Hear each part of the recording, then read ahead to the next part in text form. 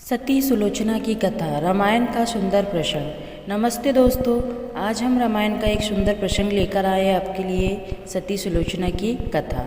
अगर आपको ये प्रसंग पसंद आता है तो कमेंट्स बॉक्स में जय श्री राम जरूर लिखें। और अगर अभी तक आपने हमारे चैनल को सब्सक्राइब नहीं किया है तो प्लीज़ सब्सक्राइब कर दीजिए। साथ ही बेल आइकन पर क्लिक ज़रूर करना, जिससे हमारे आने वाले वीडियो की नोटिफिकेशन आपको मिलती रहे। अब सुनते हैं हम यह प्रसंग। सुलोचना वासुकी नाग की पुत्री और लंका के राजा रावण के पुत्र मेघनाद की पत्नी थी। लक्ष्मण के साथ हुए एक भयंकर युद्ध में मेघनाद का वध हुआ। उसके कटे हुए शीश को भगवान श्री राम के शिविर में लाया गया था। अपने पति की मृत्यु का समाचार पाकर सुलोचना ने अपने ससुर रावण से राम के पास जाकर पति का शीश लाने की प्रार्थना की, किंतु रावण इसके लिए तैयार नहीं हुआ। उसने सुलोचना से कहा कि वह स्वयं राम के पास जाकर मेघनाद का शीश लें, क्योंकि राम पुरुषोत्तम हैं, इसलिए उनके पास जाने में उन्हें किसी भी प्रकार का भय नहीं होना चाहिए। रावण के महापराक्रमी पुत्र इंद्रजीत मेघनाद का वध करने की प्रतिज्ञा लेकर लक्ष्मण जिस समय युद्ध भूमि में जाने के लिए प्रस्तुत हुए, तब राम उनसे कहते हैं, लक्ष्मण, रण में जाकर तुम अपनी वीरता और रणकौशल से रावण पुत्र मेघनाद का वध कर दोगे। इसमें मुझे कोई संदेह नहीं है, परंतु एक बात का विशेष ध्यान रखना कि मेघनाद का मस्तक भूमि पर किसी भी प्रकार से ना गिरे, क्योंकि मेघनाद एक नारी व्रत का पालन करता है और उसकी पत्नी परम पतिव्रता है। ऐसी साध्वी के पति का मस्तक अगर पृथ्वी पर गिर पड़ा तो हमारी सारी सेना का ध्वंस हो जाएगा और हमें युद्ध में विजय की आशा त्याग देनी पड़ेगी। लक्ष्मण अपनी सेना लेकर चल पड़े। समरभूमि में उन्होंने वैसा ही किया। युद्ध में अपने बाणों से उन्होंने मेघनाद का मस्तक उतार दिया, पर उसे पृथ्वी पर नहीं गिरने दिया। हनुमान उस मस्तक को रघुनंदन के पास ले आए। मेघनाद की दाहिनी भुजा आकाश में उड़ती हुई पत्नी सुलोचना के पास जाकर गिरी। सुलोचना चकित हो गई। दूसरे ही क्षण अत्यंत दुख से कतार होकर विलाप करने लगी, पर उसने भुजा को स्पर्श नहीं किया। उसने सोचा, संभव है यह भुजा किसी अन्य व्यक्ति की हो। ऐसी दशा में पर पुरुष के स्पर्श का दोष मुझे लगेगा। निर्णय करने के लिए उसने भुजा से कहा, यदि तू मेरे स्वामी की भुजा है तो मेरे पतिव्रत की शक्ति से युद्ध का सारा वृत्तांत लिख दे। भुजा में दासी ने लेखनी पकड़ा दी। लेखनी ने लिख दिया, प्राण प्रिय, यह भुजा मेरी ही है। युद्ध भूमि में श्री राम के भाई लक्ष्मण ने मेरा युद्ध हुआ। लक्ष्मण ने कई वर्षों से पत्नी, अन्न और निद्रा छोड़ रखी है। वे तेजस्वी तथा समस्त देवी गुणों से संपन्न हैं। संग्राम में उनके साथ मेरी एक नहीं चली, अतः मैं उन्हीं के बाणों से विद्ध होने से मेरा प्राणता हो गया। मेरा शीश श्री राम के पास है। पति की भुजा लिखित पंक्तियाँ पढ़ते ही सुलोचना व्याकुल हो गई। पुत्रवधू के विलाप को सुनकर लंकापति रावण ने आकर कहा, शोक न कर पुत्री, प्रथा होते ही सहस्त्रों मस्तक मेरे बाणों से कट कट कर पृथ्वी पर लौट हो जाएंगे। मैं रक्त की नदियाँ बहा दूंगा। करुण चित्कार करती हुई बोली, पर इससे मेरा क्या लाभ होगा पिताजी? सहस्त्र नहीं, करोड़ों शीश भी मेरे स्वामी के शीश के अभाव की पूर्ति नहीं कर सकेंगे। सुलोचना ने निश्चय किया कि मुझे अब सती हो जाना चाहिए, किंतु पति का शव तो रामदल में पड़ा हुआ था, फिर वह कैसे सती होती?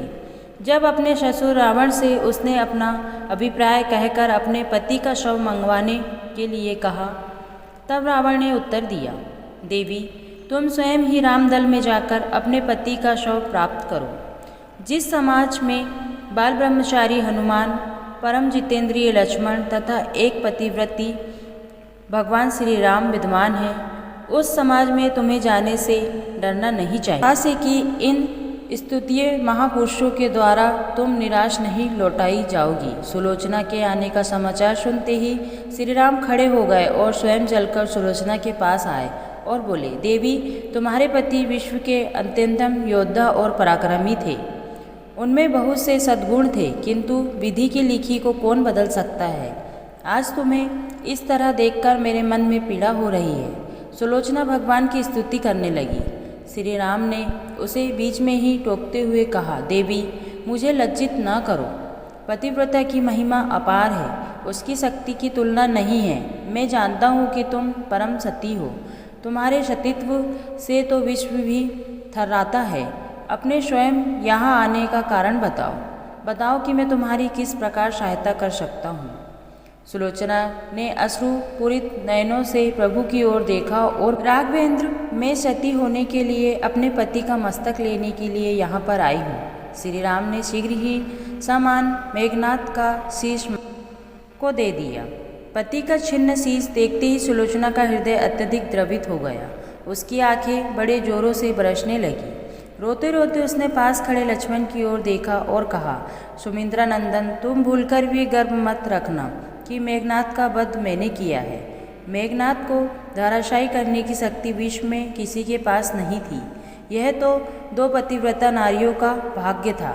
आपकी पत्नी भी पतिव्रता है और मैं भी पति चरणों में अनुरति रखने वाली उनकी अनन्य उपासिका हूँ। पर मेरे पति देव पतिव्रता नारी का अपहरण करने वाले पिता का अन्न खाते थे और उन्हीं के लिए युद्ध में उतरे थे। इसी से मेरे जीवन धन्य परलोक सिधारे। सभी योद्धा सुलोचना को प्राण शिविर में देखकर चकित थे। वे यह नहीं समझ पा रहे थे कि सुलोचना को यह कैसे पता चला कि उसके पति का शीश भगवान राम के पास है। जिज्ञासा शांत करने के लिए सुग्रीव ने पूछ ही लिया कि यह बात उन्हें कैसे ज्ञात हुई कि मेघनाद का शीश श्री राम के शिविर में है। सुलोचना ने स्पष्टता से बता दिया, मेरे पति की भुजा युद्धभूमि में उड़ती हुई मेरे पास चली गई थी। उसी ने लिखकर मुझे बता दिया। व्यंग्य भरे शब्दों में सुग्रीव बोल उठे, निष्प्राण भुजा यदि लिख सकती तो फिर यह कटा हुआ शीश भी हंस सकता है। श्री राम ने कहा, व्यर्थ बातें मत करो मित्र। पतिव्रता के महत्व को तुम नहीं जानते। यदि वह चाहे तो यह कटा हुआ सिर भी हंस सकता है। श्री राम की मुखकृति देखकर सुलोचना उनके भावों को समझ गई। उसने कहा, यदि मैं मन वचन और कर्म से पति को देवता मानती हूँ तो मेरे पति का यह निर्जीव मस्तक हंस उठे। सुलोचना की बात पूरी भी नहीं हुई थी कि कटा हुआ मस्तक जोरों से हंसने लगा। यह देखकर सभी दंग रह गए। सभी ने पतिव्रता सुलोचना को प्रणाम किया। सभी पतिव्रता की महिमा से परिचित हो गए थे। चलते समय सुलोचना ने श्री राम से प्रार्थना की, भगवान, आज मेरे पति की अंत्येष्टि क्रिया है और मैं उनकी सहचारी उनसे मिलने जा रही हूँ, अतः आज युद्ध बंद रहे। श्री राम ने सुलोचना की प्रार्थना स्वीकार कर ली।